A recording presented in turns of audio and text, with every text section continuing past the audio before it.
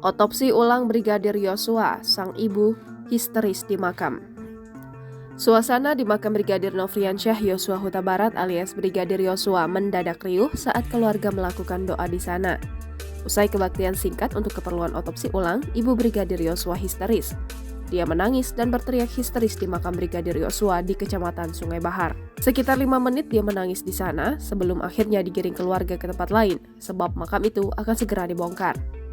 Pagi ini, makam Brigadir Yosua akan dibongkar dan jenazahnya kemudian dibawa ke rumah sakit.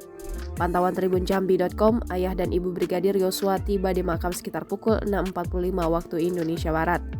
Keluarga kemudian melakukan ibadah singkat di areal makam, dipimpin oleh seorang pendeta pada Rabu 27 Juli 2022.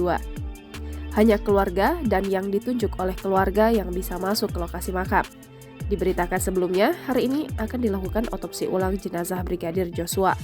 Pada Rabu 27 Juli 2022 pukul 16.15 terpantau puluhan anggota Polri telah berjaga di lokasi makam di Unit 1 Sungai Bahar, Muaro Jambi.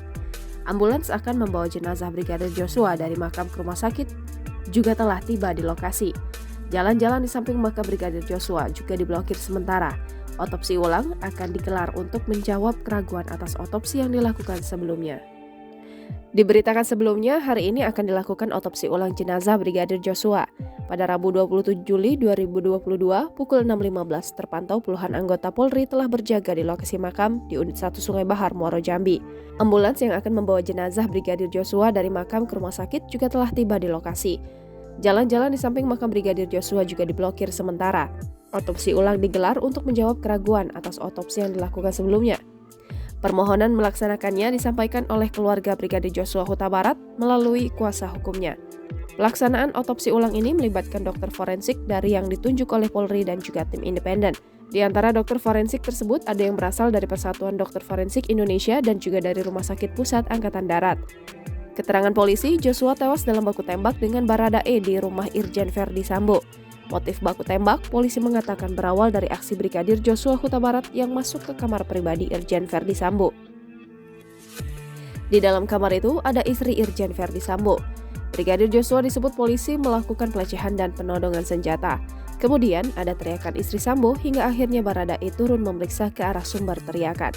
Ia menegur Brigadir Joshua yang baru keluar dari kamar kemudian dibalas tembakan dan akhirnya baku tembak terjadi. Namun pihak keluarga banyak yang meragukan kronologi tersebut, apalagi di tubuh Brigadir Joshua juga ada bekas mirip luka sayatan dan luka lebam. Selain itu juga merasa janggal dengan lamanya polisi menyampaikan pernyataan pers, yakni 3 hari setelah Joshua meninggal dunia. Tak hanya itu, kejadian berikutnya juga membuat publik semakin merasa janggal karena pencabutan dekoder CCTV hingga lokasi kejadian yang ternyata tidak juga dipasang garis polisi hingga beberapa hari setelah kejadian. Jangan lupa subscribe, share, komen, dan like ya!